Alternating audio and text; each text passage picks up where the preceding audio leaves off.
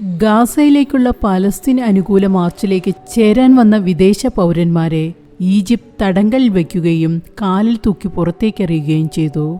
Gaza ഉപരോധം അവസാനിപ്പിക്കാൻ ഇസ്രയേലിന് മേൽ സമ്മർദ്ദം ചെലുത്തുക എന്ന ലക്ഷ്യത്തോടെയാണ് ഗ്ലോബൽ മാർച്ച് ടു ഗാസ എന്ന മുദ്രാവാക്യവുമായി ഹമാസ് അനുകൂലികളായ നൂറുകണക്കിന് അന്താരാഷ്ട്ര പ്രവർത്തകർ ഈ ആഴ്ച ഈജിപ്തിലെത്തിയത്. ഈജിപ്ത് വഴി ഗാസയിലേക്ക് പോകാനാണ് ഇവർ ലക്ഷ്യം വെച്ചത്. എന്നാൽ ഈജിപ്ത് അധികാരികൾ ഇവരെ ചെക്ക് പോസ്റ്റിൽ തന്നെ തടയുകയായിരുന്നു.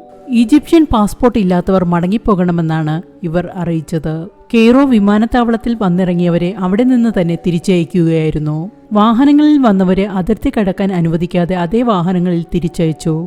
ചില ലെഫ്റ്റിസ്റ്റുകളായ വിദേശികൾ ഇതിനെതിരെ പ്രതിഷേധിക്കുകയും അല്ലാഹു അക്ബറും തക്ബീറുമൊക്കെ മുഴക്കുകയും ചെയ്തു. എന്നിട്ടും ഈജിപ്തുകാർക്ക് യാതൊരു കുലുക്കവും ഉണ്ടായില്ല. അധികൃതരും സ്വദേശികളായ പൗരന്മാരും കുട്ടികളും ഒക്കെ ചേർന്ന് ഇവരെ എറിഞ്ഞോടിക്കുകയായിരുന്നു. എന്നാൽ തങ്ങളോട് അനുവാദം ചോദിക്കാതെയാണ് നൂറുകണക്കിന് പ്രവർത്തകർ പലസ്തീൻ അതിർത്തി തുറന്നു തരണമെന്ന് പറഞ്ഞ് ഇരച്ചു കയറിയതെന്നാണ് ഈജിപ്ഷ്യൻ അധികൃതർ വ്യക്തമാക്കുന്നത്.